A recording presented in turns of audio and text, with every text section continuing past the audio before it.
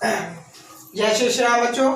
जैसा सभी आप लोगों का न्यूज मिली होगी कि परसों सीबीएसई बोर्ड के एग्जाम 10th के बच्चों को प्रमोट किया जाएगा और 12th के एग्जाम जो है पोस्टपोन होकर उनकी डेट आगे बढ़ा दी गई। मगर अभी आगे क्या हो गया अभी किसी को कुछ पता नहीं।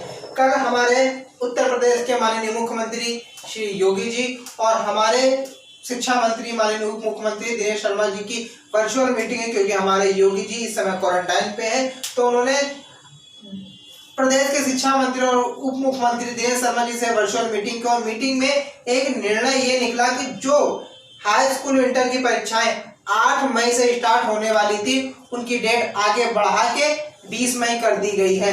मगर अभी ये भी नहीं पता है कि 20 मई से ये एग्जाम कराए जाएंगे कि नहीं कराए जाएंगे। अभी बहुत बच्चों का ये सवाल आ रहा सर 20 मई से एग्जाम होंगे कि नहीं।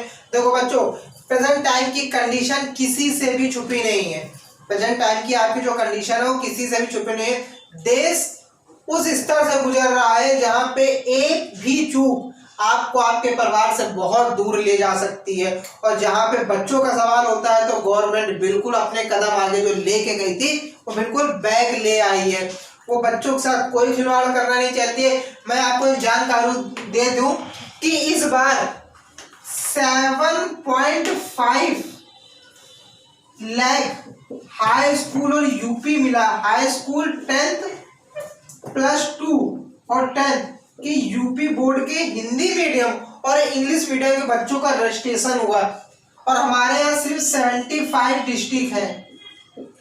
अब आप कल्पना करिए कि इतना बच्चा है उसको कैसे एग्जाम कराएंगे वो भी इस कंडीशनों में। मगर बच्चों आपको बता दूं कि यूपी बोर्ड के जो पेपर होते हैं वो कभी भी कैंसिल नहीं होंगे। डेट जरूर पोस्टपोन होगी और ना जैसे सीबीएसई ने पोस्टपोन करके 10th को पोस्टपोन कर दिया और क्लास 10th को प्रमोट कर दिया। मगर आप लोग अपने दिमाग में माइंड में क्या करना कि मेरे अकॉर्डिंग जो मेरा एक्सपीरियंस बोलता है कि 10th में ऐसा यूपी बोर्ड में नहीं होगा। बहुत बच्चा होता है, किस तरीके से प्रमोट करेंगे क्या करेंगे डजेंट मैटर। अभी सीबीएसई का मैटर कोई तरीके से क्लियर नहीं है। तो आप लोगों को तो अच्छा है, जितना टाइम आप लोग को मिलेगा पढ़ाई और गेन करिए और प्रॉफिट हो आप लोग का और पढ़िए और प्रैक्टिस सेट लगाइए। लॉकडाउन का समय चल रहा है, कहीं कहीं भी आप यूपी के बहुत सारे ऐसे लोग जिले से बिलोंग करते होंगे जहाँ पे वीकेंड लॉकडाउन लगा होगा, जहाँ पे नाइट कर्फ्यू लगा होगा, दिन में आप निकलते नहीं। तो आपकी तैयारी का तो अमली जमा पहन ही रहा। आप पढ़िए, कोचिंग नहीं जा रहे हैं, आपको यूट्यूब पे हमारे चैनल द्वारा इतना कंटेंट मिल जाता उसको पढ़िए। आज कुछ थ्योरी बताता हूँ हाई स्कूल के विद्यार्थियों को जो पिछले 10 साल में रिपीटेड हो रही है। कैसे आती है, क्या आती है, उनके तरीके क्या होते हैं, चलिए आते हैं। अंतिम खाते से आप क्या समझते हैं? ये अंतिम खाते से ऐसा क्या है? अंतिम खाते का मतलब होता है फाइनल अकाउंट। आपने लाभ हानि खाता बनाया, व्यापार खाता बनाया, व्यापार खाता बनाने के बाद लाभ हानि खाता बनता, लाभ हानि खाते के बाद बैलेंस शीट बनती। ये जो तीनों चीजें बनती हैं ये अंतिम खाते के अंतर्गत आती है। अंतर्गत मतलब ये हमारा फाइनल अकाउंट होता है। फाइनल अकाउंट किसी भी कंपनी की स्थिति जानने के लिए हमको अंतिम खाता बनाना पड़ता है, व्यापार खाता बनाना पड़ता है, लाभ हानि खाता बनाना पड़ता है और उस लाभ हानि खाते के बाद बैलेंस शीट बनानी पड़ती है कि क्या हमको प्रॉफिट हो रहा है, क्या लॉस हो रहा है, कितनी क्लोजिंग है, कितनी ओपनिंग बच रही है। इसको हम लोग अंतिम खाते बोलते हैं। प्रत्यक्ष व्यय, 2 तरीके के व्यय होते हैं, प्रत्यक्ष व्यय, अप्रत्यक्ष व्यय। आपको अप्रत्यक्ष व्यय की बात बता दूं तो जीएसटी जो है हमारा आय का अप्रत्यक्ष व्यय जो 101 संशोधन में जीएसटी जो है वो आर्टिकल 101 संशोधन के द्वारा अप्रत्यक्ष कर की श्रेणी में आती है। बात करते हैं प्रत्यक्ष व्यय क्या होते हैं। प्रत्यक्ष व्यय वो मतलब होते हैं जिनको सीधे जनता से ना लेकर किसी अलग तरीके से लिया जाता है, वो हमारे प्रत्यक्ष व्यय होते हैं। अब बात करते हैं स्थायी संपत्ति। स्थायी संपत्ति का मतलब होता है बच्चों फिक्स्ड एसेट्स। क्या होता है? Fixed assets. जो संपत्ति स्थायी होती है बिल्कुल तरीके से स्थायी फिक्स्ड। 4 स्थायी संपत्ति बता दूं आपको, land, building, patent, machinery, furniture. ये जो होती है स्थायी संपत्ति होती है, ये एक जगह फिक्स्ड होती है, ये बदलती जरूर है मगर रोज रोज जो होती है आज स्थायी संपत्ति होती है उनकी तरीके नहीं होती।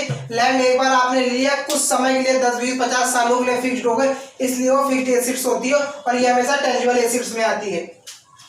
आर्थिक चिट्ठा किसी भी कंपनी की स्थिति बनाने के लिए हमको बैलेंस शीट बनानी पड़ती, उसी बैलेंस शीट को आर्थिक चिट्ठा कहते हैं। आर्थिक चिट्ठे में एक तरफ होता है लायबिलिटीज, मतलब होता है दायित्व पक्ष, दूसरी तरफ होता है एसेट्स, मतलब संपत्ति पर।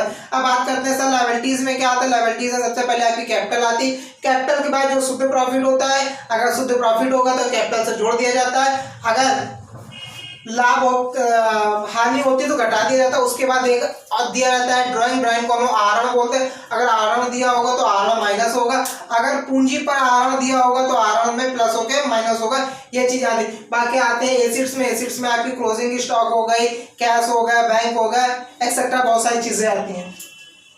लाभ हानि खाता और आर्थिक चिट्ठे में अंतर क्या है, जैसे भी आपको हमने बताया कि आपको लाभ हानि सबसे पहले व्यापार खाता बनाएंगे, व्यापार खाते के बाद आप लाभ हानि खाता बनाएंगे। तो लाभ हानि खाते और आर्थिक चिट्ठे में आपको अंतर बताना होता है कि लाभ हानि खाता क्या होता है और आर्थिक चिट्ठा क्या होता है। लाभ हानि खाता एक अलग चीज होती है, प्रॉफिट एंड लॉस, और आर्थिक चिट्ठा एक अलग चीज होती है। लाभ हानि खाते से आप कंपनी की बैलेंस शीट तैयार करते हैं, ना कि बैलेंस शीट से आप लाभ हानि खाता तैयार करते हैं।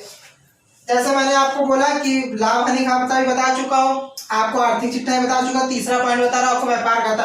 व्यापार खाता को हम लोग ट्रेड बोलते हैं, इसका ही एक बड़ा भाई होता है ट्रेडिंग, दोनों नाम एक ही होते हैं, बस बोलते हैं। व्यापार खाते में क्या क्या चीजें आती हैं, आपकी ओपनिंग स्टॉक हो गई, आपका प्रत्यक्ष व्यय जो आपको बताया, क्रय में क्रय वापसी माइनस हो जाती है, वेजेस आ जाता है, फ्यूल, जो कंपनी से रिलेटेड खर्चे होते हैं बच्चों, कहने का मतलब जो कंपनी से खर्चे रिलेटेड होते हैं, जो वेजेस हो गए, मैन्युफैक्चर होगा, फ्यूल होगा, गैस होगा, वो हमारे व्यापार खाते में आते हैं। डूबत ऋण, डूबत ऋण क्या होता है, अशोध ऋण क्या होता है, ये सब क्या होते हैं, एक तरीके के हमारे खर्चे होते हैं जो हम लोग डूबत ऋण हो गया, अशोध ऋण हो गया, ये हम लोग लाभ हानि खाते में दिखाते हैं। अगर इसमें प्रोविजन बनाने को बोल देता है कि डेटर से प्रोविजन बनाइए, तो डेटर से प्रोविजन बनाने के बाद जितना डेप्रिसिएशन दिया होता है 5%, 8%, 10%, वो तो अकॉर्डिंग टू सम्स की बात होती है, जितना परसेंटेज दिया हो उस अकॉर्डिंग सवाल किया जाता है।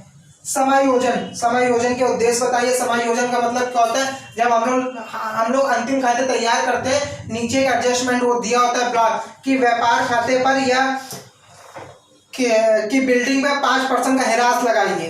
ये जो हेरास शब्द की बात मैं कर रहा हूँ, यही आपके समायोजन होते हैं। ये तो कुछ थ्योरियों की बात हो गई। हाई स्कूल की मोस्टली की एक आदत होती है कि 4 से 5 नंबर की टिप्पणियां जरूर पूछता है, कुछ इंपॉर्टेंट टिप्पणियां होती। आदत है आउटस्टैंडिंग सैलरी, आउटस्टैंडिंग वेजेस, मान लो 500 रुपए आपकी सैलरी है, उसने बोल दिया कि मोहन को 500 रुपए और आदत व्यय दे दिया। अरे 500 रुपए तो थे ही, उसने 500 रुपए और जो ज्यादा दे दिया वो 1000 रुपए को, और जो 5500 रुपए ज्यादा हुए ये आपका आदत व्यय हो गया। और याद रखिए आदत व्यय जहां पे समायोजन दिया था, समायोजन की 2 एंट्री होती, आदत व्यय तो लिख दिया। अब इस आदत व्यय को कहाँ दिखाएंगे जाके, जब हम लोग आर्थिक चिट्ठा बताएंगे तो लायबिलिटीज में आदत व्यय को दिखाना पड़ेगा। अंतिम रह दिया कोई भी व्यापार बिना इसके नहीं चालू हो सकता है। आपकी क्लोजिंग कितनी है, आपकी ओपनिंग कितनी है, ये आपको दर्शाती है। लास्ट में आपकी जो क्लोजिंग होती है वही जाके अगले साल की ओपनिंग बन जाती है। अशोध ऋण, अभी मैंने आपको डूबत ऋण की बात बताया, उसी का भाई है। आहरण पर ब्याज, अभी मैंने आपको बताया था कि बैलेंस शीट जब बनाते हैं तो आहरण निकालते हैं, आहरण के बाद उस पर आहरण ब्याज, इंटरेस्ट ऑन ड्राइंग इसको बोलते हैं। पूंजी पे ब्याज इन्हीं का भाई होता है, इंटरेस्ट ऑन कैपिटल होता है। ये सब लायबिलिटीज के भी होते हैं। इंटरेस्ट ऑन कैपिटल जो होता है वो लाभ हानि खाते के सीआर में आता है और बैलेंस शीट के लायबिलिटीज पक्ष में आता है। पूर्व दत्त व्यय, जैसे हमने बताया अदत्त व्यय हमेशा जुड़ता है, तो पूर्व दत्त मतलब होता है प्रीपेड। तो ये कुछ आपकी ऐसी थ्योरियां थी कि जो मोस्टली पूछी जाती हैं। पूछने का मतलब ये होता है कि आप इसका स्क्रीनशॉट ले लीजिए। अगर आपको 5 क्वेश्चन पेपर में ना मिले, 5 क्वेश्चन आपको पेपर में ना मिले, आप कमेंट करिएगा हमारे चैनल के माध्यम से कि हाँ निखिल सर आपने गलत बताया था कि इस थ्योरी 100% 5 क्वेश्चन ऐसे आपको धरे के धरे मिलेंगे, और बाकी कोई नहीं कह सकता है कि पेपर होगा कि नहीं होगा। आगे का किसी को नहीं पता है। देश की कंडीशन उस दौर में हम लोग पहुंच चुके हैं, हम लोग जिंदा ही रह जाए तो बहुत बड़ी बात है, पेपर तो दूर की बात है। मगर बच्चों आज सांस है तो आस है। आप लोगों ने सुना होगा, आपके बड़े बुजुर्ग कहते थे कि जब तक आपके अंदर सांस है तब तक लोगों के पास आस है। हमारा कर्तव्य है पढ़ाना, आपका कर्तव्य है पढ़ना। पेपर होता है तो आपके पेपर के लिए मच बेटर है, नहीं होता है तो आप 11th में जाएंगे, हूबहू चीजें मिलेंगी, चीजें कभी नहीं चेंज हो जाती हैं, चीजें मिलेंगी, सब चीजें मिलेंगी। पढ़िए, जितना पढ़ सकते हैं। आपको और थ्योरी देंगे बच्चों। एक बार आप लोग से कहना चाहूंगा, इतने हम लोग थ्योरी बताते हैं, इतने हम लोग अच्छे मोटिवेशन के वीडियो डालते हैं, मगर बहुत शिकायत है आप लोग देखते नहीं हैं, कमेंट नहीं करते, पूछते नहीं। प्लीज चैनल को लाइक करिए, सब्सक्राइब करिए, शेयर करिए अपने दोस्तों के साथ। ज्ञान वो चीज है जहां पे मिल रही है बटोर लो। निखिल सर दे रहे हैं, बटोर लो। दूसरे कोई सर दे रहे हैं, बटोर लो। ज्ञान का भंडार है, हम भी देंगे वो भी कम होगा, वो भी देंगे वो भी कम होगा। इसकी कोई समाप्ति नहीं है। इसको पढ़िए, इसका स्क्रीनशॉट लीजिए। मिलते हैं आगे वीडियो में। जय श्री श्याम।